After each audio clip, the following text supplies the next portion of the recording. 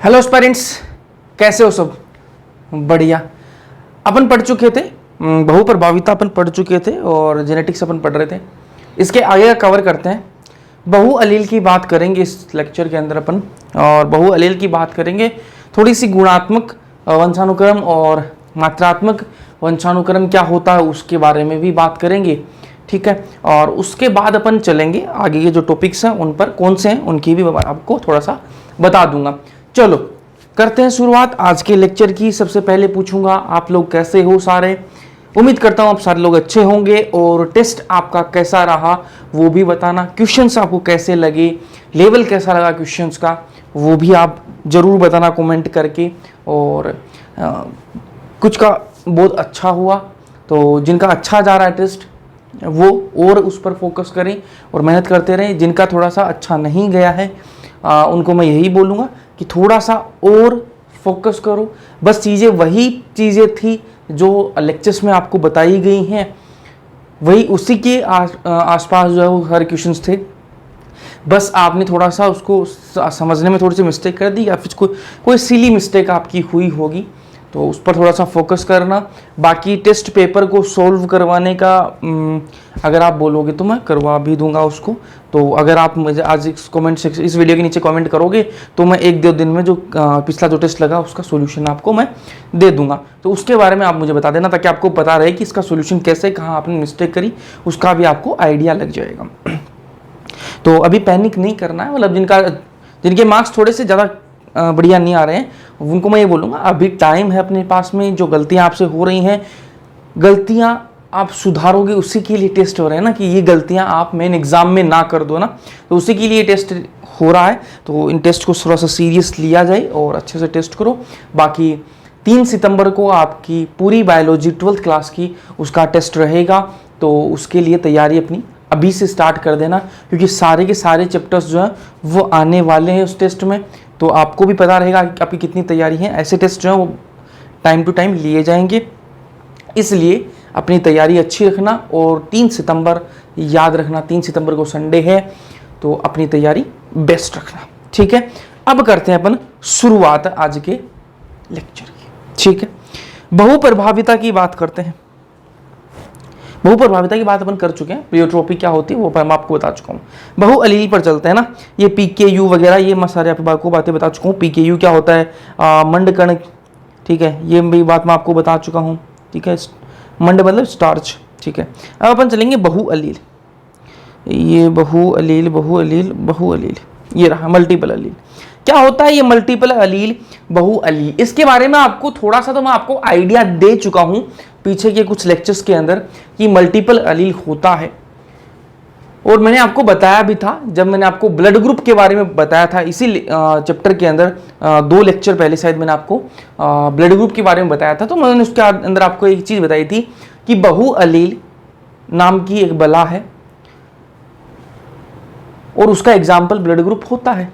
अभी बहु अलील होता क्या है उसके बारे में थोड़ा सा डिस्कस करते हैं। आ जाओ, पहले यहाँ एक नया पेज लेते हैं और उस पर अपन बातें करते हैं। ये एक पर्सन है भाई, ये एक इंसान है, ठीक है। ये दूसरा इंसान है, ये तीसरा इंसान है। 3 इंसान है मेरे पास में। नाम रख देते हैं इनका, चलो नामकरण कर देते हैं इनका, बढ़िया बढ़िया नाम रख देते हैं। इसका नाम रख देते हैं नोरा है, ठीक है। ये दीपिका है। बोलोगे सर आपको यही दिखती है दीपिका, नोरा। एक और ले लेते हैं, कौन ले, चलो जानवी कपूर ले लेते हैं, ये जान, ठीक। ये थोड़ा सा नाम ऐसे लिए जाते हैं ताकि आपका इंटरेस्ट बना रहे। चलो, तो ये मैंने 3 ले लिए, बोले ले लिए भैया। अब इनकी खासियत मैं आपको कुछ बताता हूं। नोरा जो है ना, नोरा, इसके अंदर क्रोमोसोम है भैया। ये कोई नई बात थोड़ी ना है, ये तो आप सबको पता है क्रोमोसोम तो होंगे ही। तो मैंने कहा कि नोरा की जो आंखें हैं वो कैसी रंग की हैं, वो ब्लैक रंग की हैं या ब्राउन रंग की। तो ब्राउन रंग मान लेते हैं कि जो नोरा की जो आंखों का रंग है, नोरा फतेही की आंखों का रंग कैसा है, ब्राउन रंग है। बोला ठीक है भैया ब्राउन रंग है। तो इसके अंदर क्रोमोसोम है, क्रोमोसोम पर कोई ना कोई जीन होगा और उस जीन की वजह से ही तो वो आंखों का रंग ब्राउन आ रहा है। यार ये बात तो मान रहे हो या नहीं मान रहे? अपन चैप्टर के अंदर इतना आगे बढ़ चुके हैं तो ये बात तो आपको माननी चाहिए कि भैया क्रोमोसोम है, क्रोमोसोम पर पक्का ना कोई जीन होगा और उसी जीन की वजह से कोई ना कोई फिनोटाइप दिखाई देता है। यहां पर फिनोटाइप किसको मान रहा हूं मैं? यहां पर फिनोटाइप मैं आंखों के रंग को मान रहा हूं। मैं बोल रहा हूं कि नोरा की आंखों का रंग कैसा है? ब्राउन रंग की आंखें हैं, ठीक है। तो ब्राउन रंग की जब आंखें हैं तो मतलब कोई ना कोई जीन है उन आंखों के रंग के लिए, उस ब्राउन रंग के लिए।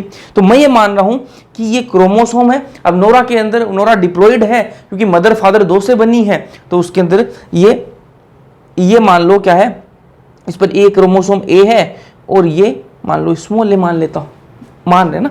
नोरा की आंखों का रंग कैसा है? ब्राउन रंग है, ब्राउन आईज है। बोले ठीक है भैया।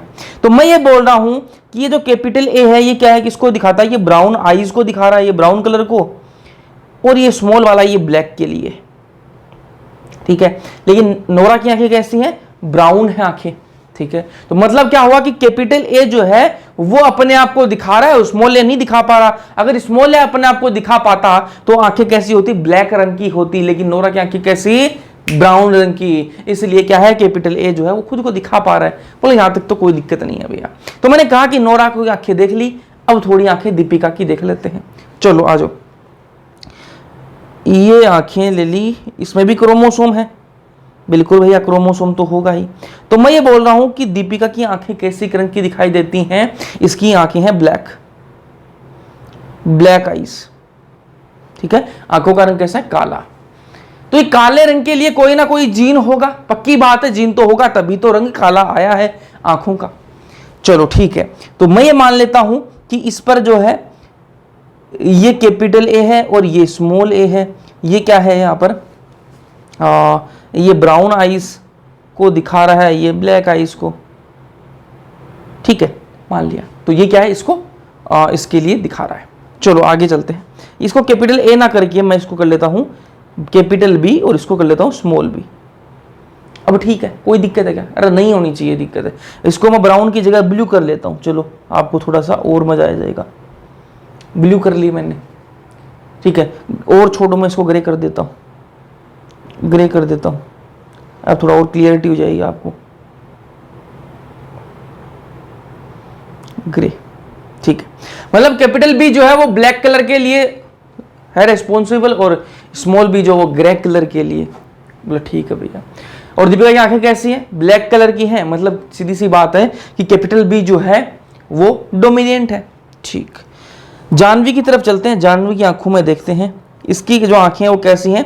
ब्लू हैं, ठीक है, ब्लू है। अब देखो इसमें भी क्रोमोसोम होंगे, बिल्कुल भैया क्रोमोसोम होंगे।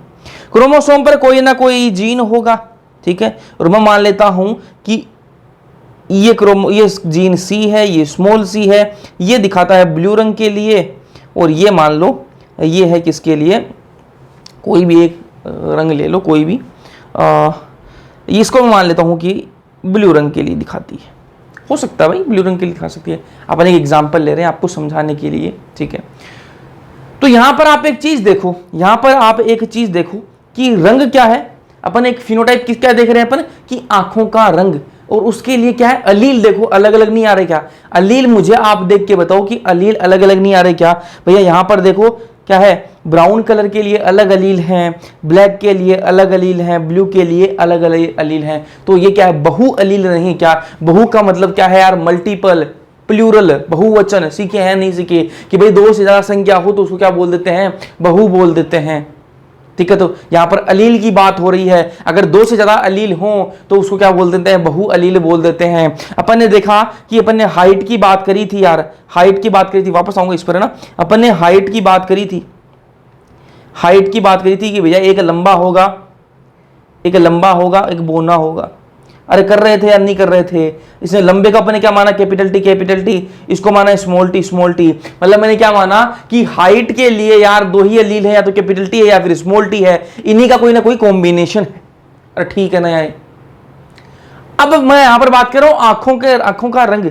तो इसके लिए देखो हाइट के लिए क्या थे, 2 अलील ही थे, ठीक है। लेकिन आंखों के रंग के लिए क्या है, आई कलर के लिए अलग अलग अलील हैं यार, अलग अलग अलील हैं, बहु अलील इसी को कहा है। अलग अलग यार, फिनोटाइप तो एक ही है ना, फिनोटाइप तो एक ही है क्या, आंखों के रंग के लिए। अब वो रंग अलग अलग है ना, रंग तो अलग अलग है ना, तो उसके लिए अलग अलग अलील हैं। एक से ज्यादा अलील है या नहीं है। मैंने आपको एक एग्जांपल और बताया था बहु अलील का, वो मैंने आपको बताया था ब्लड ग्रुप का, ठीक है। ब्लड ग्रुप के अंदर भी अलग अलग अलील हैं, जैसे ए है, आई ए है, आई बी है और स्मॉल आई है। तो 3 अलील है या नहीं है, 3 अलील है या नहीं है। अरे एक ही फिनोटाइप के 3 अलील हैं या नहीं है, बोला भैया हैं। तो मैंने आपको एक चीज और बताई थी कि ये जो बहु अलील वाला कॉन्सेप्ट है ये आपको कहां देखने के लिए मिलेगा, किसी एक इंसान के अंदर आप बहु अलील वाला कॉन्सेप्ट नहीं देख सकते। तो बोलो भैया किसके अंदर देख सकते हैं, किसी एक इंसान के अंदर नहीं देख सकते तो किसके अंदर देखेंगे। तो मैंने कहा कि किसी एक जनसंख्या में देख सकते हैं। अभी वापस चलते हैं अपन, देखो नोरा की आंखें मैंने किसे बताई, आपको ब्राउन रंग की बताई है ना। तो इसके अंदर क्या है, एक ये अलील, अलील तो 2 ही है ना यार, 2 अलील ही तो है, 2 से ज्यादा अलील दिख रहे हैं क्या, बोलो नहीं दिख रहे। यहां पर देखो, यहां पर भी 2 ही अलील है, एक इंसान के अंदर तो 2 ही अलील है ना, यहां पर एक ही अलील है, ठीक है। तो एक अलील 2 अलील एक इंसान के अंदर इतने होंगे, लेकिन अपन जनसंख्या की बात करें जब, है ना, तो उसके अंदर अपन को बहु अलील देखने के लिए मिलती है। वापस बोल रहा हूं कि बहु अलील वाली जो कंडीशन है अपन को किसी एक इंसान के अंदर देखने को नहीं मिलती है। तो भैया कहां देखने के लिए मिलेगी, जनसंख्या के अंदर आपको देखने के लिए मिल सकती है। जैसे अपन ने 3 की बात करी, तो ये 3 क्या है, एक जनसंख्या मान सकते हैं इसको। मैंने 3 एग्जांपल लिए, पर 3 ज्यादा ले सकते हैं, यहाँ पर 4-5 लोगों की मान लो, तो 4-5 लोगों के अंदर अपन को बहु अलील देखने के लिए मिल सकता है। लेकिन अपन किसी एक इंसान की बात करें तो किसी एक इंसान के अंदर अपन को बहु अलील वाला कॉन्सेप्ट नहीं देखने के लिए मिलता है। एक चीज मैंने आपको बताई भी थी, वापस मैं आपको बता देता हूं, ब्लड ग्रुप वाला मैं आपको वापस बताता हूं कि बहु ब्लड ग्रुप कैसे एग्जाम्पल बन सकता है बहु अलील का, वो देखते हैं।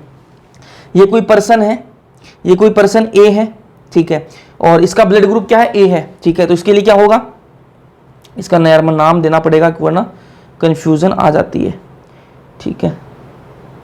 तो नाम ले लेते हैं, क्या नाम रखें, कोई बढ़िया सा नाम बता दो यार। चलो मैं ले लेता हूं,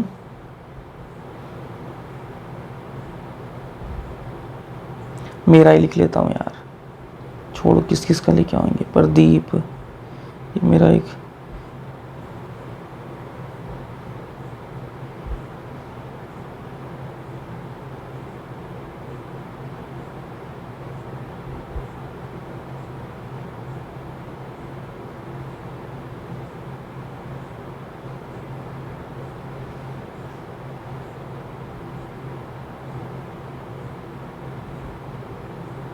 नाम सोचने में कितनी दिक्कत आती है ना।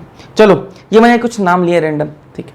अब देखते हैं इनके ब्लड ग्रुप की बात कर लेते हैं। मान लेते हैं कि भैया इस लड़के का ब्लड ग्रुप कितना है, कौन सा है, कितना क्या बोल रहा हूँ, कौन सा है, कि मान लो इसका ब्लड ग्रुप है ए, ठीक है। इसका मान लेते हैं बी है, इसका मान लेते हैं ए बी है, इसका मान लेते हैं ओ, और इसको मिटा देते हैं, ठीक है। ये मैंने 4 लड़के लिए हैं और इनका ब्लड ग्रुप मैंने आपको बता दिया। अब ए ब्लड ग्रुप है ना, ए ब्लड ग्रुप है, तो उसके लिए क्या क्या कंडीशन पॉसिबल हो सकती है। उसके लिए पॉसिबिलिटी है कि आई ए हो या फिर आई ए स्मॉल आई हो। अरे यार ये बात बता चुका हूं मैं आपको लास्ट लेक्चर के अंदर, या फिर उससे पहले मैं आपको ये बातें बता चुका हूं ना, तो बस ध्यान से सुनो। कैपिटल ए बोल रहा हूं। अगर ब्लड ग्रुप क्या है, अगर ब्लड ग्रुप, इसको मैं नीचे करके लिख देता हूं सारी बातें, तो आपको बाद में अगर पढ़ोगे तो आपको समझ में आए ये चीजें। ये मैं यहां क्या लिख रहा हूं, ब्लड ग्रुप लिख रहा हूं। ध्यान से अपने दिमाग को खोल के और उसके बाद में देखना, ठीक है, नींदों में मत देख लेना। अब देखो ध्यान से, ये blood group A blood group है, तो उसके लिए क्या क्या पॉसिबिलिटी है, आई ए हो सकता है या फिर आई ए स्मॉल आई हो सकता है। तो ब्लड ग्रुप कैसा आएगा, ए आएगा, ये अपन ने पढ़ चुके हैं अपन। अब बात करूं मैं, अगर ब्लड ग्रुप बी है, अभिषेक का कैसा ब्लड ग्रुप है, बी है, तो इसकी क्या पॉसिबिलिटी है, आई बी और आई बी स्मॉल आई। बोला भैया ठीक है। अब मैं बात करता हूं अमित की, इसके क्या है, ए बी ब्लड ग्रुप है, ए बी ब्लड ग्रुप है, तो ए बी ब्लड ग्रुप है तो क्या पॉसिबिलिटी है, आई ए और आई बी, यही पॉसिबिलिटी है भाई, यही संभावना है। उसके बाद बात करूं मैं, अगर ओ ब्लड ग्रुप है तो क्या आएगी, स्मॉल आई स्मॉल आई। अब आप एक चीज ध्यान से देखना कि अगर मैं एक इंसान की बात करूं ना, एक इंसान, मैंने सिर्फ प्रदीप की बात करी, तो इसके अंदर तो यार सिर्फ आई ए पॉसिबल है, या फिर आई ए आई हो सकता है। अरे भाई दो ही अलील तो हो सकते हैं इसके अंदर, इससे ज्यादा हो सकते हैं क्या, या तो एक ही अलील होगा या फिर दो अलील होंगे, इसके अलावा अलील हो सकता है क्या, बोलो भैया बिल्कुल नहीं हो सकता, है ना। अभी मैं अमित की बात करूं, इसमें क्या आई ए और आई बी दो ही अलील तो है, तीसरा पॉसिबल है क्या, बहु अलील देखने के लिए मिल सकता है क्या किसी एक इंसान के अंदर, नहीं मिल सकता। लेकिन वही बात करूं मैं किसी एक जनसंख्या की, ये मान लो कि मैं 4 लोगों की क्या है जनसंख्या है, और इस 4 लोगों की जनसंख्या के अंदर आपको तीनों अलील देखने के लिए मिल सकते हैं, और जब 2 से ज्यादा अलील आपको देखने के लिए मिले तो उस कंडीशन को क्या बोलते हैं, बहु अलील बोलते हैं इंग्लिश में, जिसको मल्टीपल अलील कहा जाता है। तो ध्यान से देखो बात को कि मैं सिर्फ प्रदीप की बात करूं तो इसके अंदर मुझे या तो आई ए देखने के लिए मिलेगा, या फिर मुझे आई ए स्मॉल आई देखने के लिए मिलेगा। मतलब सीधी सी क्या हुई कि या तो आपको एक अलील या फिर 2 अलील आपको देखने के लिए मिल सकते हैं किसी एक व्यक्ति के अंदर। वापस ध्यान से सुन लो बातों को और अपनी नोटबुक के अंदर लिख लो कि किसी भी एक व्यक्ति की अगर बात हो तो उसके अंदर या तो एक अलील या फिर 2 अलील आपको देखने के लिए मिल सकता है, कभी भी बहु अलील देखने के लिए नहीं मिलेगा। लेकिन अगर आपको बहु अलील देखना है तो आपको किसका अध्ययन करना पड़ेगा, एक पूरी जनसंख्या का आपको अध्ययन करना पड़ेगा। आप अध्ययन कर रहे हो किसी एक व्यक्ति का तो आपको बहु अलील देखने के लिए नहीं मिलेगा। अरे बोलो समझ में आई या नहीं आई, आई बहुत आसान है, बहुत आसान है, कोई मैंने कोई आपको हार्ड चीज नहीं बताई। मैं ये बोल रहा हूं कि किसी एक इंसान की बात करें तो उसके अंदर आपको बहु अलील देखने के लिए नहीं मिलेगा, या तो एक अलील या फिर 2 अलील आपको देखने के लिए मिल सकते हैं। लेकिन अगर आपको देखो बहु अलील वाली कंडीशन समझो सबसे पहले तो बहु अलील किसको बोलेंगे, अगर 2 से ज्यादा अलील हो तो उसको बहु अलील बोलेंगे, ठीक है। किसी एक फिनोटाइप के लिए 2 से ज्यादा अलील हो तो उसको बहु अलील कहा जाता है। लेकिन मैं ये भी बोल रहा हूं कि बहु अलील जो है उसका अध्ययन अपन सिर्फ जनसंख्या के अंदर कर सकते हैं, किसी एक इंसान के अंदर नहीं कर सकते। ये 4 लोगों की जनसंख्या है तो उसके अंदर मुझे आई ए भी दिख रहा है, आई बी भी दिख रहा है और स्मॉल आई भी दिख रहा है, तो ये क्या हो गए, 3 अलील हो गए। और तीनों की अलील किसके लिए है, ब्लड ग्रुप के लिए। फिनोटाइप तो एक ही है ना तीनों का, तीनों ब्लड ग्रुप ही तो दिखा रहे हैं। ऐसा थोड़ी ना कि भाई आई ए तो ब्लड ग्रुप दिखा रहा है, आई बी ब्लड ग्रुप दिखा रहा है, और स्मॉल आई वाला है जो है वो बालों का रंग दिखा रहा है, ऐसा थोड़ी ना है, सारे ब्लड ग्रुप ही दिखा रहे हैं। तो ये क्या है, बहु अलील का एग्जाम्पल है, लेकिन जनसंख्या में ही देखने के लिए मिलेगा, किसी एक इंसान के अंदर देखने के लिए नहीं मिलेगा। वैसे ही आंखों का रंग जो है, मैंने बात की नोरा की, तो नोरा की जो आंखें हैं वो ब्राउन है, ठीक है। तो उसके लिए 2 अलील हो सकते हैं, एक अलील हो सकता है, लेकिन बहु अलील वाला कॉन्सेप्ट अपन को किसी एक इंसान में नहीं देखने के लिए मिलेगा। वही बात करूं नोरा, दीपिका और जानवी, तीनों की अगर मैं बात करूं तो तीनों के अंदर मिला के देखोगे तो यहां पर आपको बहु अलील जो है वो देखने के लिए मिलेंगे। और आप एक चीज नोटिस करना कि तीनों के अंदर रंग अलग अलग है इनकी आंखों का, ठीक है, तो इनके अंदर अलग अलग अलील हैं, लेकिन किसी एक के अंदर तो 2 या फिर एक ही अलील है ना। तो अगर अपन को बहु अलील की स्टडी करनी है तो उसके लिए आपको क्या करना पड़ेगा, एक जनसंख्या देखनी पड़ेगी। अब आते हैं डेफिनेशन पर, ठीक है। बहु अलील क्या है, मल्टीपल अलील क्या है, सारी बातें आपको बता चुका हूं, बस आपको देखनी है, पढ़नी है, ठीक है। जो लिखा हुआ है वो पढ़ना है, बता चुका हूं ये सारी चीजें। तो जनसंख्या में मौजूद किसी लक्षण के लिए 2 से अधिक अलील, ये बहु अलील क्या होता है कि भाई किसी जनसंख्या में जो मौजूद फिनोटाइप है, कोई मौजूद लक्षण है, आंखों का रंग लक्षण है, ब्लड ग्रुप जो है वो लक्षण है, तो कोई जनसंख्या है उसमें जो मौजूद लक्षण है उसके लिए अगर 2 से अधिक अलील हो तो उस कंडीशन को कहा जाता है बहु अलील कहा जाता है। और ये अभी बात मैं आपको बता चुका हूं। तो ध्यान से देखो, जनसंख्या में मौजूद किसी भी लक्षण के लिए 2 से अधिक अलील हो तो उसको क्या बोल देते हैं अपन, बहु अलील बोल देते हैं। एग्जाम्पल की बात करें तो एग्जाम्पल देखो भाई, एग्जाम्पल क्या है, A B O blood group बता चुका हूं आपको, आई ए आई बी और स्मॉल आई 3 अलील हैं इसके लिए, तो ये क्या बहु अलील, क्योंकि 2 से अधिक अलील हो गए तो बहु अलील, यहां पर 3 अलील है तो क्या है, बहु अलील। एग्जाम्पल एक और है इसका, आई कलर ऑफ ड्रोसोफिला। ड्रोसोफिला आगे अपन पढ़ेंगे, उसका आंखों का रंग जो है वो भी इसी कैटेगरी के अंदर आता है, बहु अलील के अंदर। एक कोट कलर ऑफ रैबिट, ये अपनी एनसीईआरटी के अंदर तो नहीं है लेकिन याद रख लो भाई। कोट कलर ऑफ रैबिट का मतलब क्या है कि रैबिट की जो ऊपर का जो कोट है ना, ऊपर की जो उसकी चमड़ी है उसका रंग, ठीक है। तो ये कोट कलर ऑफ रेबिट मतलब जो खरगोश है ना, रेबिट क्या खरगोश, तो खरगोश जो है उसका ऊपर का रंग कोई सफ़ेद होता है ना, कोई ब्राउन कलर का दिखता है, तो जो अलग अलग कलर के खरगोश दिखते हैं वो भी चाहे बहु अलील का एग्जाम्पल है। तो ये आपको एग्जाम्पल आपको याद रखने हैं।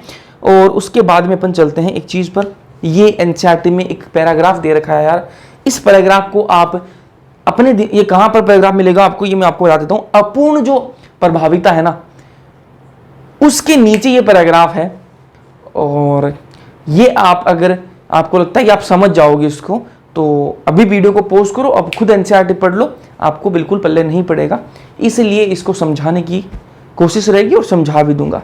हाँ, जो पहले समझ लेते हैं, उसके बाद में देखते हैं ये पैराग्राफ जो है वो क्या बोलता है। ठीक है, तो पहले इसकी बातों को समझ लेते हैं, वरना बोलोगे आप पहले पढ़ के, ठीक है, कुछ बोलते हैं कि आप पहले लिख के ले आते हो, उसके बाद में बस पढ़ता थोड़ी ना, सिर्फ पहले समझाता हूँ आपको, सारी चीज़ समझाता हूँ, बस वो जो बुक्स में लिखी हुई होती हैं वो बातें यहाँ पर लिख के ले आना, ऐसा नहीं होता कि मैं जो बातें लिखी हुई हो बुक्स के अंदर और वही आके मैं लिख दूँ आपके सामने, तो उसको मैं नहीं मानता कि वो पूरा पढ़ाना हो गया, जब तक आपको समझ में नहीं आएंगी बातें। क्योंकि जो मैं लिखूंगा लाके, अगर मैं लिखूंगा आपके साथ साथ में आपके सामने लिखूंगा, तो उससे मुझे नहीं लगता कि कोई ज़्यादा बहुत बड़ा फ़र्क पड़ जाएगा, टाइम ज़्यादा लगेगा बस उससे, और उससे ये नहीं होगा कि आपको समझ में आ जाएगा, क्योंकि जो बातें लिखी हुई हैं वो ऑलरेडी एनसीईआरटी में है। अब ये बात जो है यहाँ पर, ये डेफिनेशन मैंने आपको बताई बहु अलील की, तो ये डेफिनेशन तो आपको लिखी हुई बुक के अंदर भी मिल ही जाएगी ना, है। इसको समझना कैसे है ना, वो आपको वो समझाने का काम मेरा है। ठीक है, तो कुछ लोगों की मेंटलिटी हो जाती है ना कि ये तो पहले से लिखा हुआ है, ये तो बोल रहे हैं, बहुत आसान काम है। लगता है रे बाबू, लगता है। चलो अपन आते हैं, ये पैराग्राफ को समझने की कोशिश करते हैं। ये पैराग्राफ क्या बोलता है वो ध्यान से सुनना। ये पैराग्राफ आपको ये बताता है कि मैंने आपको बताया कि एक प्रभावी होता है और एक अप्रभावी होता है, डोमिनेंट और रिसेसिव का मैंने आपको एक कॉन्सेप्ट बताया था। तो ये पैराग्राफ ये अपन को समझाता है कि कैसे अपन को पता चला कि कौन प्रभावी है, कौन प्रभावी अलील है और कौन अप्रभावी अलील है। ये बात अपन को पता कैसे चली, ये बात कौन बताता है, ये पैराग्राफ अपने को समझाने की कोशिश करता है। ये पैराग्राफ है क्यों एनसीईआरटी में, ये इसीलिए है एनसीईआरटी में कि आपको समझ में आए कि कौन प्रभावी अलील है और कौन अप्रभावी अलील है। जैसे एग्जांपल की बात करें, अपन बार बार बोल रहे हैं कि कैपिटल टी जो है वो प्रभावी है, ये क्या है, प्रभावी है, और स्मॉल टी क्या है, ये अप्रभावी है। अरे मात्रा ऊपर नीचे हो रही है, वो उसका कोई इशू नहीं है ना, वो तो आपको आती होगी।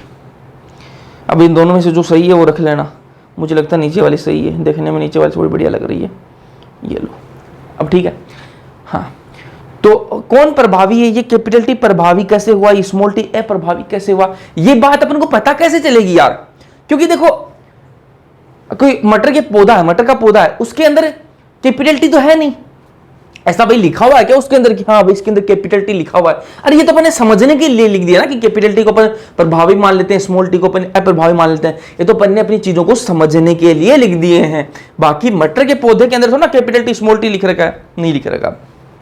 उसके अंदर तो उसके जीन होंगे, उसके अलील होंगे, और वो अलील कोई ना कोई प्रोटीन बनाते होंगे, और वो प्रोटीन जो है वो कोई ना कोई फिनोटाइप दिखाती है। ये बात तो अपन कर चुके हैं, आपको मैं वापस दिखाऊंगा, आपको थोड़ा याद भी आएगा।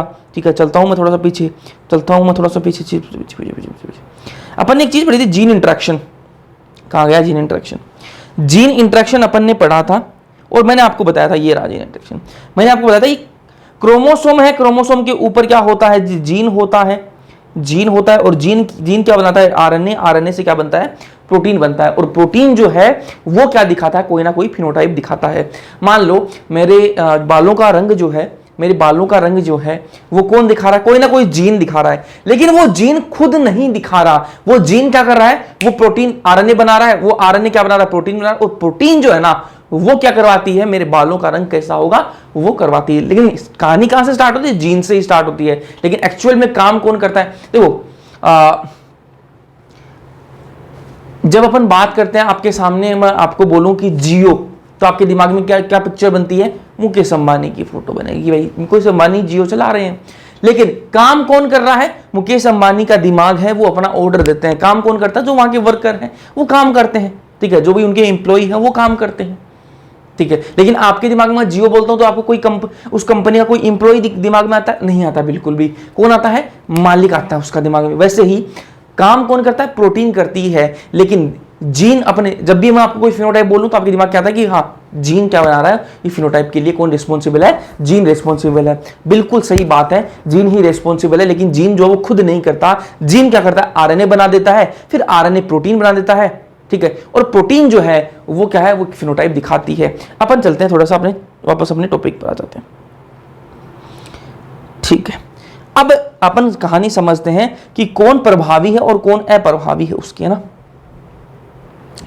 तो ये क्या है? एक जीन है जी, या फिर एक एलील है, ठीक है। ये एलील क्या करेगा? प्रोटीन बनाएगा, प्रोटीन बनाएगा, बना दी प्रोटीन या फिर एंजाइम बोल दो, ठीक है। एंजाइम भी क्या है? प्रोटीन ही है, ठीक है। अब यहां पर क्या है? सबस्ट्रेट होगा, एस सबस्ट्रेट। तो ये सबस्ट्रेट क्या होता है? अरे सबस्ट्रेट कुछ भी हो सकता है, ठीक है। सबस्ट्रेट आप ऐसे समझो, ध्यान से समझना, ये सबस्ट्रेट है, ये सबस्ट्रेट है, और ये क्या किसमें कन्वर्ट होता है? ये बदलता है किसमें? प्रोडक्ट में बदल जाता है। किसमें बदल जाता है? प्रोडक्ट में बदल जाता है। जैसे मैं बात करूं एग्जांपल के लिए कि मेरे पास में क्या है? H2O है और ऑक्सीजन है, ठीक है। H2 है और ऑक्सीजन है, इससे क्या बन जाएगा? H2O बन जाएगा। क्या बन जाएगा? H2O बन जाएगा। तो ये क्या है? यहां पर सबस्ट्रेट है, सबस्ट्रेट है। और ये क्या है? यहां पर प्रोडक्ट है, प्रोडक्ट है, ठीक है। ये प्रोडक्ट है आपका। और यहां पर आपने एक चीज नोटिस करते हो आप कभी कभी कि यहां पर कोई ना कोई आपको कैटालिस्ट लिखा हुआ दिख जाएगा, यहां पर कोई एंजाइम। देखो केमिस्ट्री की बात करें तो वहां पर कैटालिस्ट बोल देते हैं, और अपन अपनी बॉडी की बात करते हैं तो वहां पर अपन एंजाइम बोल देते हैं ना। तो अभी अपन बॉडी की बात कर रहे हैं अपनी, या फिर पौधों की बॉडी की बात कर रहे हैं, तो उसमें क्या है? एंजाइम बोल देते हैं ना। तो यहां पर कोई ना कोई एंजाइम आएगा भैया, बिल्कुल एंजाइम आएगा। तो ये जो है इसे H2O बनाना है, तो ये यहां पर एंजाइम जो है वो वर्क करता है, ठीक है। चलो अब वापस चलते हैं अपन अपने टॉपिक की तरफ। तो ध्यान से सुनना।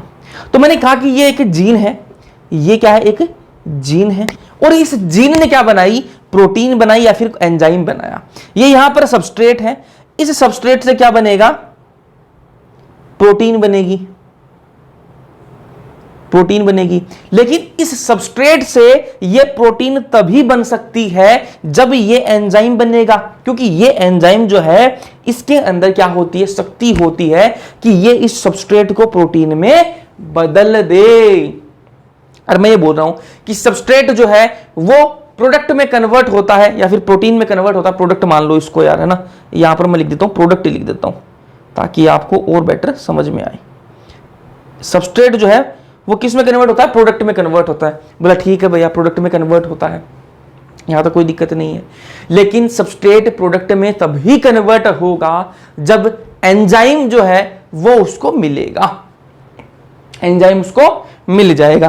तो यहां पर ये जीन क्या करेगा? ये एंजाइम बनाएगा, और ये एंजाइम जो है इस सबस्ट्रेट को किस में कन्वर्ट कराएगा? प्रोडक्ट में। और भैया ये प्रोडक्ट क्यों बना है? ये क्या काम करेगा? तो ये प्रोडक्ट जो है वो क्या दिखाएगा आपको? फिनोटाइप दिखाएगा, फिनोटाइप दिखाएगा। तो मैं मान लेता हूं कि मेरे बालों का रंग है, हेयर कलर की बात कर लेते हैं, हेयर कलर। तो ये हेयर कलर कैसे आएगा? तो ये जीन था, ठीक है। ये क्या कोई ना कोई जीन जो है वो कोई ना कोई लक्षण तो दिखाता है। ये मान लो बालों का रंग दिखाता है, तो ये जीन जो इसने क्या बनाई? प्रोटीन एंजाइम बनाया। ये एंजाइम क्या करता है? सबस्ट्रेट से क्या करवाता है? प्रोडक्ट बनवाता है, ठीक है, ये एंजाइम। और फिर ये प्रोडक्ट जो वो फिनोटाइप दिखाता है, ये बालों का रंग दिखाता है। यहां तक कहानी समझ में आई या नहीं आई? बोला आई। मैं इतनी बात बोल रहा हूं आपसे, ज्यादा कुछ रॉकेट साइंस नहीं है यार। मैं इतना बोल रहा हूं कि कोई ना कोई जीन जो है वो प्रोटीन या फिर एंजाइम बनाता है। बोला भैया बनाता है। सबस्ट्रेट से क्या बनता है? प्रोडक्ट बनता है। बोला बनता है। तो सबस्ट्रेट से प्रोडक्ट जो है वो तब ही बनेगा जब उसको एंजाइम मिल पाएगा। अरे एंजाइम के बिना प्रोडक्ट नहीं बनेगा। बोला ठीक है, तो एंजाइम कहां से बनेगा? इस जीन से बनेगा। इस जीन ने क्या बनाया? एंजाइम बनाया। तो प्रोडक्ट सबस्ट्रेट जो है वो किस में बन गया? प्रोडक्ट। और प्रोडक्ट जो वो क्या करता है? ये प्रोडक्ट बनने के बाद में ही क्या दिखाता है आपको? फिनोटाइप। जो आप हाइट की बात करते हो, जो आप कलर की बात करते हो, ये सारी चीजें कैसे बनती है? ऐसे ही ये प्रोडक्ट जो है वो फिर फिनोटाइप दिखाता है। ये आपकी होगी नॉर्मल प्रोसेस। अब बात करते हैं कि भैया प्रभावी कौन सा होता है, प्रभावी जीन क्या होता है और अप्रभावी जीन क्या होता है, उसकी बात कर लेते हैं। आ जाओ जी, प्रभावी जीन और अप्रभावी जीन कैसे क्या होता है उसकी बात कर लेते हैं।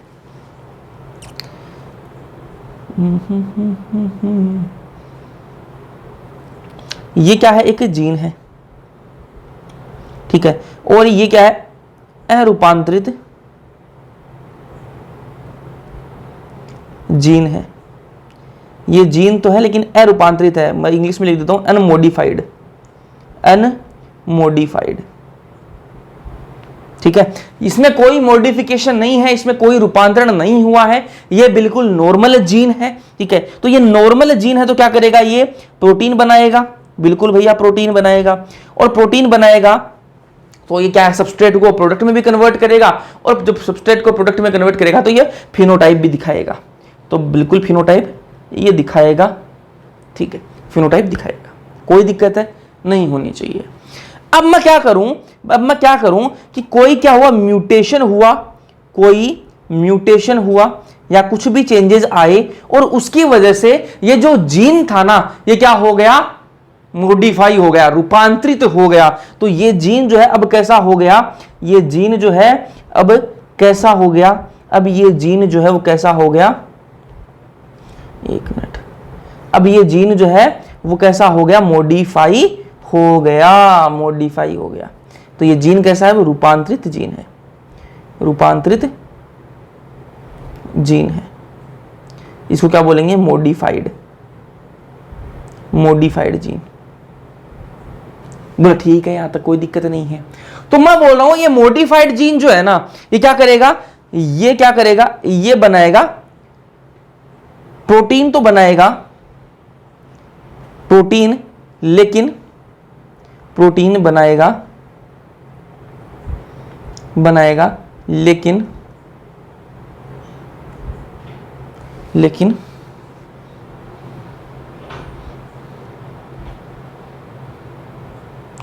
कम इफिशियंसी वाली फिनोटाइप आ जाएगा, लेकिन धीरे आएगा, ठीक है। मैं ये बोल रहा हूं कि अपने पास में एक जीन था, बिल्कुल भैया जीन था, और वो कैसा था? अरूपांतरित जीन था, मतलब अनमोडिफाइड था, उसमें कोई मॉडिफिकेशन नहीं हुआ था। जब उसमें कोई मॉडिफिकेशन नहीं हुआ था तो उसने क्या बनाई? प्रोटीन एंजाइम बनाया, और प्रोटीन एंजाइम बढ़िया बनाया तो क्या हुआ? सबस्ट्रेट को उसने किस में कन्वर्ट कर दिया? प्रोडक्ट में, और प्रोडक्ट से क्या बन गया? फिर फिनोटाइप बन गया। मतलब सीधी सी बात है, फिनोटाइप इसने दिखा दिया। ये तो ये अरूपांतरित जीन की। लेकिन कई बार क्या है, कुछ कंडीशंस ऐसी हो जाती हैं जिसकी वजह से जीन जो है वो क्या हो जाता? मॉडिफाई हो जाता। मान लो म्यूटेशन हुआ, और म्यूटेशन की वजह से क्या हुआ? जीन जो है वो कैसा हो गया? रूपांतरित जीन हो गया, म्यूटेशन हो गया उसके अंदर, और वो क्या हो गया? मॉडिफाइड जीन हो गया। अब जीन जो है वो मॉडिफाई हो गया तो उसमें एक कंडीशन तो क्या बन सकती है कि भैया ये प्रोटीन तो बनाएगा लेकिन कम इफिशिएंसी वाली बनाएगा। यहां पर प्रोटीन बन रही थी बढ़िया क्वालिटी की, एक नंबर क्वालिटी की प्रोटीन बन रही थी, लेकिन अब जब मॉडिफाई हो गया, ये जीन जो वो रूपांतरित हो गया, तब क्या है? ये प्रोटीन बनाएगा लेकिन थोड़ी कम इफिशिएंसी की बनाएगा। जब प्रोटीन कम इफिशिएंसी की बनेगी, देखो प्रोटीन तो बन रही है ना, प्रोटीन तो बन रही है, इफिशिएंसी चाहे कम हो उसकी, है ना, उसकी इफिशिएंसी चाहे कम हो, ठीक है, गुणवत्ता चाहे बढ़िया ना हो, लेकिन प्रोटीन तो बन रही है भैया, प्रोटीन तो बन रही है। तो प्रोटीन जब बन रही है तो वो फिनोटाइप भी बनेगी, तो फिनोटाइप आ जाएगा, ठीक है। यहां पर प्रोटीन बढ़िया बनी थी तो फिनोटाइप बढ़िया आ रहा था, लेकिन यहां पर देखो फिनोटाइप आ तो जाएगा लेकिन धीरे धीरे आएगा, ठीक है, क्योंकि प्रोटीन इतनी बढ़िया नहीं बनी है। प्रोटीन बनाएगा लेकिन कम इफिशिएंसी वाली बनाएगा। जब प्रोटीन कम इफिशिएंसी की बन रही है तो फिनोटाइप भी आएगा लेकिन धीरे धीरे आएगा। बोला ठीक है भैया, कोई दिक्कत नहीं है, धीरे धीरे आ जाएगा। लेकिन इसमें ये जो रूपांतरित जीन जो है ना, इसमें एक कंडीशन और बन सकती है। बोला भैया क्या बन सकती है? इसमें एक कंडीशन और बन सकती है, वो देखो कि ये प्रोटीन ना बनाए, नो प्रोटीन या फिर एंजाइम, ये कंडीशन बन सकती है कि यह कोई प्रोटीन ना बनाए, एंजाइम ना बनाए। जब प्रोटीन एंजाइम ही नहीं बनेगा भाई, तो क्या होगा? तो कोई फिनोटाइप भी नहीं आएगा, नो फिनोटाइप। इसको मैं लिख देता हूं हिंदी में, कोई फिनोटाइप नहीं आएगा।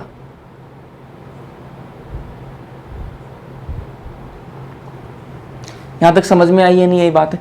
मैं ये बोल रहा हूं अपने पास में एक जीन था जो बढ़िया था, कोई उसके अंदर चेंजेस नहीं थे, बिल्कुल अरूपांतरित जीन था, कोई मॉडिफिकेशन नहीं था उसके अंदर, ठीक है। तब उसने क्या किया? जब ये नॉर्मल जीन था तो प्रोटीन बनाई इसने, प्रोटीन से क्या बना? फिनोटाइप बन गया, कोई दिक्कत नहीं है। लेकिन जब कोई म्यूटेशन हुआ तो ये क्या हुआ? रूपांतरित जीन क्या होगा? मॉडिफाई हो गया। तो मॉडिफाई होगा तो दो कंडीशन इसमें पॉसिबल है। पहली संभावना क्या हो सकती है? पहली संभावना यह हो सकती है कि ये मॉडिफाई होने के बाद में प्रोटीन तो बना रहा है, लेकिन थोड़ी कम एफिशिएंसी वाली बना रहा है, इतनी बढ़िया क्वालिटी की प्रोटीन नहीं बना रहा। जब प्रोटीन बन रही है, क्वालिटी चाहे खराब हो, लेकिन प्रोटीन तो बन रही है ना, तो प्रोटीन बन रही है तो ये फिनोटाइप क्या है? इसमें आ जाएगा, लेकिन धीरे धीरे आएगा। उसमें प्रोटीन बढ़िया बन रही थी तो फिनोटाइप आराम से आ रहा था, बढ़िया आ रहा था। लेकिन यहाँ पर प्रोटीन थोड़ी कम क्वालिटी की बन रही है, इसलिए क्या प्रोटीन आ जाएगा, फिनोटाइप जो है वो आ जाएगा, लेकिन धीरे धीरे आएगा। अब एक संभावना तो ये हो गई। दूसरी संभावना क्या हो सकती है? दूसरी संभावना हो सकती है कि भैया ये जीन जो है इतना ज्यादा मॉडिफाई हो चुका है, ठीक है। पहली जो पॉसिबिलिटी है, पहली जो संभावना है, वो तो ये हो सकती है अगर मॉडिफाई कोई जीन हो गया कि भैया प्रोटीन जो है वो बन तो रहा है लेकिन कम एफिशिएंसी का बन रहा है, इस वजह से जो फिनोटाइप है वो धीरे धीरे आ जाएगा। दूसरी कंडीशन क्या हो सकती है? दूसरी कंडीशन ये हो सकती है कि भैया, दूसरी संभावना ये हो सकती है कि कोई एंजाइम, कोई प्रोटीन ना बने और इसकी वजह से कोई फिनोटाइप भी नहीं आएगा। ठीक है। अब आपने तो हमें ये कहानी तो आपने बताई, हमें समझ में भी आ गई, लेकिन आपने तो कहा था कि आप प्रभावी जीन कौन होगा, अप्रभावी कौन होगा, उसके बारे में बात करने वाले थे। तो मैंने कहा उसी के बारे में बात कर रहे हैं। जब कोई जीन अरूपांतरित हो और वो बढ़िया प्रोटीन बना रहा हो और फिनोटाइप आ रहा हो, ऐसे को क्या बोलेंगे अपन? ऐसे को अपन बोलते हैं डोमिनेंट, प्रभावी बोलते हैं। ऐसे को अपन क्या बोलते हैं? इसको मैं थोड़ा साइड में लिखता हूं ताकि आपको बढ़िया दिखे। इसको क्या बोलेंगे? प्रभावी बोलेंगे। बोला भैया ठीक, एक नंबर, बढ़िया बात समझ में आई अपन को कि भैया ऐसा जीन जो कोई मॉडिफिकेशन नहीं हुआ है और बढ़िया फिनोटाइप दिखा रहा है, उसको क्या बोलते हैं? प्रभावी बोलते हैं। और ऐसा जो क्या है, कोई प्रोटीन, कोई एंजाइम नहीं बनाता है, ऐसा मॉडिफाइड जीन, ऐसा मॉडिफाइड रूपांतरित वाला क्या है, वो तो बढ़िया बनाएगा भाई प्रोटीन, लेकिन जो रूपांतरित हो चुका है, जो मॉडिफाई हो चुका है, वो प्रोटीन नहीं बना पाएगा। इस वजह से उसको क्या बोल देंगे अपन? अप्रभावी। अप्रभावी। बोला समझ में आई या नहीं आई? प्रभावी अप्रभावी का खेल समझ में आया या नहीं आया? जैसे मान लेते हैं अपन कैपिटल टी स्मॉल टी खेल रहे थे, है ना, कैपिटल टी और स्मॉल टी। इसमें कैपिटल टी क्या है? प्रभावी है, प्रभावी है। स्मॉल टी क्या है? अप्रभावी। अप्रभावी मतलब क्या हुआ कि कैपिटल टी जो है ना, वो कहीं ना कहीं क्या है? वो क्या है? अरूपांतरित अलील है। और स्मॉल टी क्या है? रूपांतरित अलील है, उसके अंदर कोई ना कोई मॉडिफिकेशन हुआ है, इसी वजह से वो क्या है? अप्रभावी है। यहां तक समझ में आया या नहीं आया? अब थोड़ी सी एनसीईआरटी की लाइंस हैं, इनको देख लेते हैं। ये भी यही बात बोल रही है जो मैंने आपको ये भी बताया। एग्जाम्पल क्या, ये क्या बोला? उदाहरणार्थ एक ऐसी जीन को लिया जाए जिसमें एक विशेष एंजाइम उत्पन्न करने की सूचना हो। मैंने आपको बता दिया कि ऐसा जीन जो एंजाइम बनाता हो, ठीक है। इस जीन के दोनों प्रतिरूप, इसके दो अलील रूप हैं, बता दिया मैंने आपको। मान लेते हैं कि वह सामान्य अलील, ऐसा सामान्य एंजाइम उत्पन्न करता है जैसा अधिकतर संभव है। ये मैं आपको बता चुका हूं स्टार्टिंग में ही कि ये सामान्य जीन है जो सामान्य प्रोटीन एंजाइम का सबस्ट्रेट को प्रोडक्ट में और फिर फिनोटाइप निकालता है ना। ये बातें यहां लिख रखी हैं, जो एक सबस्ट्रेट एस के रूपांतरण के लिए आवश्यक है, बता चुका हूं आपको, है ना। रूपांतरित अलील सिद्धांततः निम्नलिखित में से किस एक परिवर्तन के लिए उत्तरदायी है? रूपांतरित अलील के लिए पूछ रहा है। तो सामान्य एंजाइम या कार्य अक्षम एंजाइम, या एंजाइम की अनुपस्थिति। तो या तो सामान्य एंजाइम बना सकता है या फिर कार्य अक्षम, मतलब थोड़ी उसमें कार्य करने की थोड़ी क्षमता नहीं है, या फिर एंजाइम है ही नहीं। ठीक है, तो ये तीनों मैंने कंडीशन आपको बता दी। ये देखो, ये आपका रूपांतरित एलील था, रूपांतरित जो जीन था, इसने क्या प्रोटीन बनाएगा लेकिन थोड़ी कम एफिशिएंसी वाला। ये दूसरी क्या है, यहाँ पर क्या कोई प्रोटीन एंजाइम नहीं बन रहा है, या फिर बन रहा है तो वो कोई काम का नहीं बन रहा है। ठीक है, तो ये तीनों कंडीशन मैं आपको बता चुका हूं। तो पहले परिवर्तन में रूपांतरित अलील अरूपांतरित अलील के तुल्य है। अगर सामान्य एंजाइम बना रहा है भाई, सामान्य एंजाइम अगर रूपांतर, आपने देखो आपके पास में अरूपांतरित जीन था भाई, आपने ने देख लिया बिल्कुल नहीं अगर उसमें कोई मॉडिफिकेशन नहीं है तो वो बढ़िया प्रोटीन बना रहा था, ठीक है, कोई दिक्कत नहीं है। लेकिन मैंने कहा कि कोई म्यूटेशन हुआ, उसकी वजह से वो रूपांतरित हो चुका है। बोलो भैया ठीक है, रूपांतरित हो चुका है, तो उसमें क्या है, उसमें प्रोटीन तो बनाई लेकिन थोड़ी कम एफिशिएंसी वाली बनाई, लेकिन फिनोटाइप तो बन रहा है ना, फिनोटाइप तो बन रहा है। अरे देखो ये क्या है, अपनी रूपांतरित जीन है भैया, बिल्कुल ठीक है, रूपांतरित है। इसने क्या बनाई, प्रोटीन बनाई। बोला भैया प्रोटीन बनाई, ठीक, बात भी ठीक, आपकी समझ में आ गई, प्रोटीन बनाई। प्रोटीन से क्या बना, फिनोटाइप बना। बोले ये बात भी हमें समझ में आ गई, यहाँ तक कोई दिक्कत नहीं है। अब ये देखो, ये क्या है, आपका रूपांतरित जीन है। इसके अंदर मैंने आपको दो संभावनाएं बताई। एक संभावना क्या थी कि ये प्रोटीन बनाएगा, बिल्कुल पूरी बनाएगा। जब ये प्रोटीन बना रहा है ना, सामान्य पूरी प्रोटीन बना रहा है, तब क्या इसमें फिनोटाइप भी आएगा, बिल्कुल आएगा। तो इसमें भी फिनोटाइप आ रहा है, इसमें फिनोटाइप आ रहा है। कोई डिफरेंस है क्या इनमें, कोई डिफरेंस आया क्या, बोले नहीं आया। देखो भैया, अरूपांतरित जीन के अंदर भी फिनोटाइप आ रहा है और रूपांतरित जीन के अंदर भी एक कंडीशन में तो फिनोटाइप आ रहा है। बोला आ रहा है, तो इन दोनों में कोई फर्क है क्या, कोई फर्क नहीं है। यही लाइन यहां बोल रही है कि भैया पहले परिवर्तन में रूपांतरित अलील अरूपांतरित अलील के तुल्य है। पहला परिवर्तन कौन सा, जब सामान्य एंजाइम बन रहा है। यहाँ पर क्या है, प्रोटीन बन रही है ना, यहाँ पर प्रोटीन बन रही है, तो इसलिए फिनोटाइप और इसका फिनोटाइप, मतलब रूपांतरित और रूपांतरित जीन में कोई ज्यादा फर्क नहीं आता। दोनों एक दूसरे के समानपन बता सकते हैं, एक दूसरे के तुल्यपन बता सकते हैं। अर्थात परिणाम स्वरूप यह भी सबस्ट्रेट एस को बदलकर उसकी फिनोटाइप बना सकता है ना, उसी पुरानी फिनोटाइप विशेषक का उत्पादन करेगा। बता चुका हूं ये चीजें।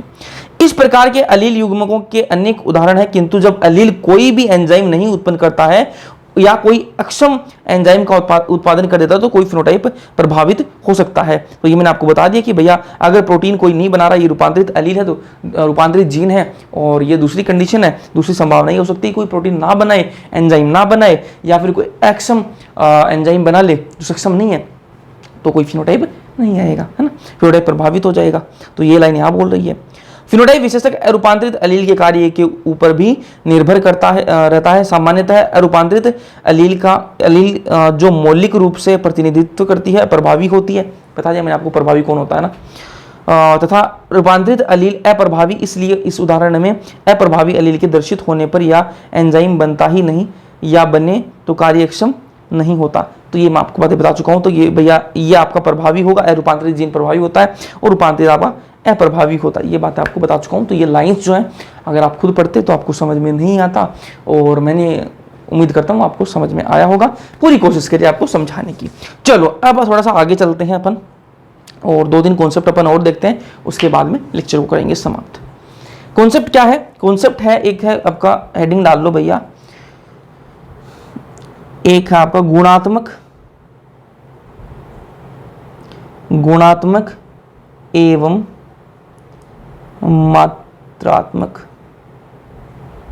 मात्रात्मक वंशानुक्रम। ये वंशानुक्रम लिख दिया मैंने, वंशानुक्रम इंग्लिश में भी लिख देता हूं उसको, क्वालिटेटिव एंड क्वांटिटेटिव इनहेरिटेंस। ठीक है, तो ये क्या है, गुणात्मक और मात्रात्मक वंशानुक्रम क्या होता है, एक एक की बात करेंगे। इंग्लिश में इसको क्या बोलते हैं, क्वालिटेटिव और क्वांटिटेटिव इनहेरिटेंस बोलते हैं। तो देखो, ये जो गुणात्मक जो वंशानुक्रम है ना, ये तो है मेंडल के अकॉर्डिंग है। ठीक है, मेंडल जो बातें बोल रहे थे उसके अकॉर्डिंग कौन सा वंशानुक्रम है, गुणात्मक। और ये जो मात्रात्मक है ना, ये मेंडल के अनुसार नहीं है। तो पहले समझते हैं ये गुणात्मक वंशानुक्रम होता क्या है, उसके बाद में अपन मात्रात्मक को देख लेते हैं। पहले बात करेंगे अपन गुणात्मक वंशानुक्रम। तो इसके नीचे मैं सब हेडिंग कर देता हूं, गुणात्मक वंशानुक्रम।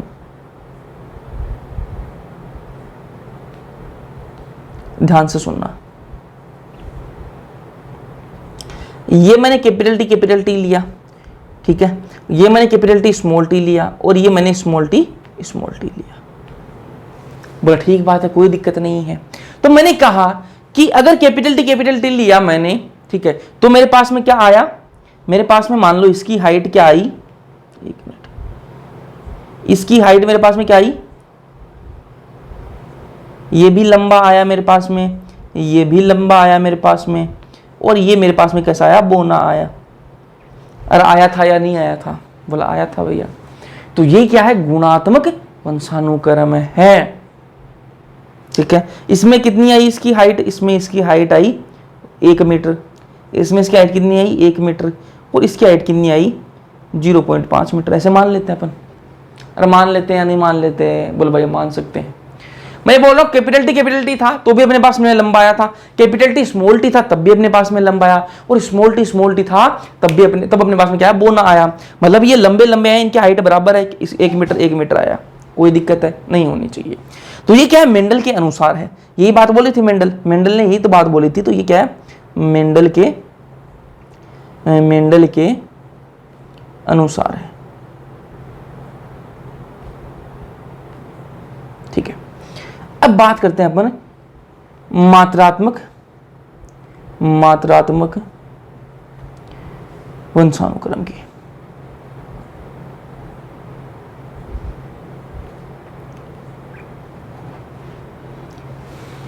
मात्रात्मक वंशानुक्रम क्या बोलता है वो ध्यान से सुनना। इसके अकॉर्डिंग क्या है कि कैपिटल टी अगर साथ में है तो हाइट कितनी आएगी, 1 मीटर आएगी, और कैपिटल टी स्मॉल टी साथ में है तो कितनी हाइट आएगी, 0.75 मीटर। अपन एग्जांपल के लिए बोल रहे हैं, कोई फिक्स डेटा नहीं है यार ये, ठीक है। मैं आपको एग्जांपल समझाने की कोशिश कर रहा हूं, ध्यान से सुनना। स्मॉल टी है तो क्या आएगा, 0.5 मीटर आ रहा है। बोला ठीक है भैया कोई दिक्कत नहीं है।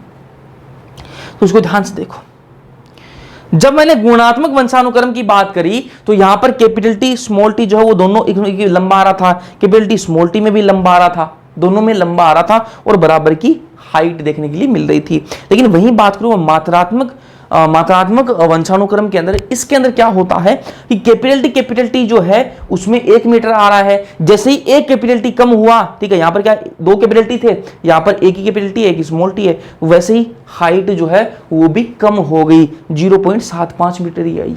यहां पर 1 मीटर थी क्योंकि एक कैपिटल टी एक्स्ट्रा था, यहां पर एक कैपिटल टी कम हुआ तो 0.75 आ गई। यहां पर ये कैपिटल टी ये भी कम हो गया तो कितनी आ गई, 0.5 मीटर आ गई।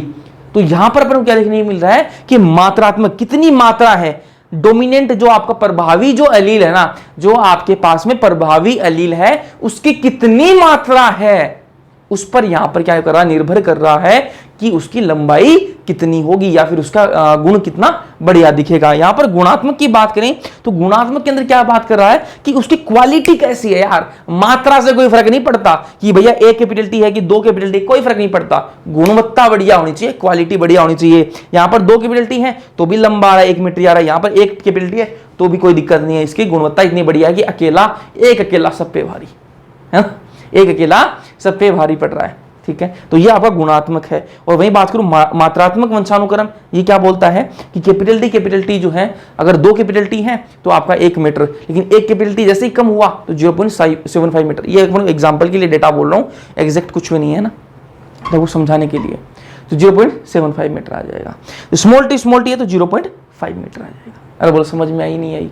तो ये मेंडल के अनुसार नहीं है, ये बात जो है वो मेंडल के अनुसार नहीं है। मेंडल के ऊपर नीचे हो गया, मेंडल के अनुसार नहीं है। और भी कुछ पॉइंट्स आपको बता देता हूं ताकि आपको बाद में आप जब याद करो तो आपको याद रहे, है ना। चलो, इसमें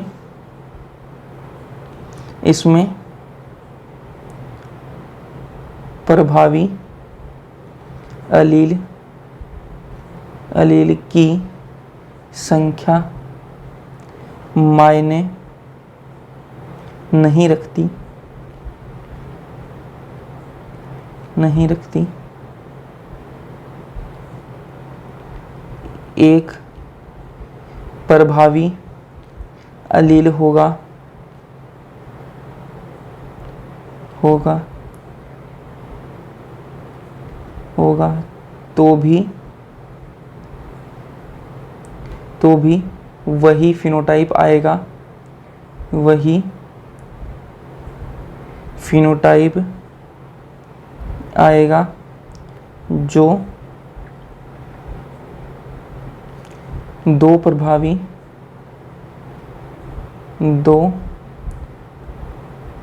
प्रभावी अलील होने पर आता है।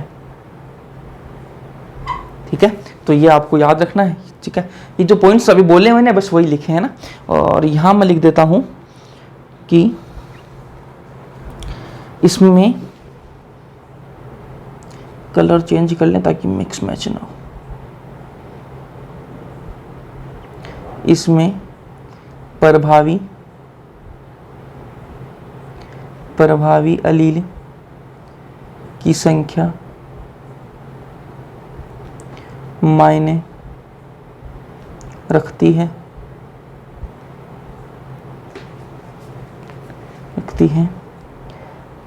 दो प्रभावी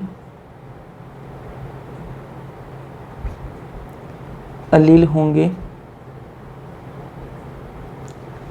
तब परिणाम या फिनोटाइप अलग देखने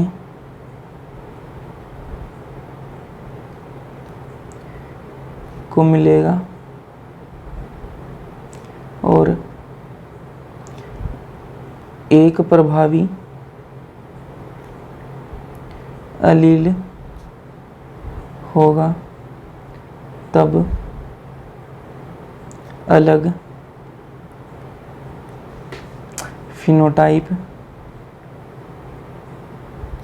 आएगा। ठीक है, और इसके बीच में थोड़ी सी दीवार खींच दूं।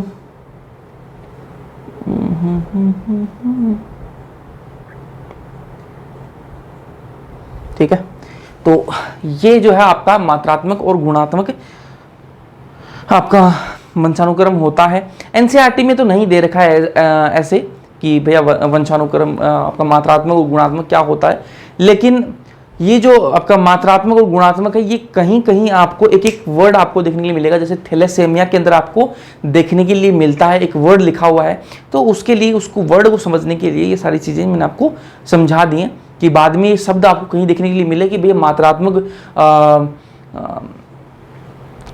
वंशानुक्रम के कारण ये चीज़ होती है, गुणात्मक थैलेसेमिया के अंदर लिखा गया है गुणात्मक वंशानुक्रम के कारण ये होती है। ठीक है, तो उस वहाँ पर आपको पता रहे कि यार ये मात्रात्मक ये गुणात्मक होता क्या है, ये लफड़ा क्या है, तो वो लफड़ा आपको बता दिया है कि ये मात्रात्मक और गुणात्मक क्या होता है।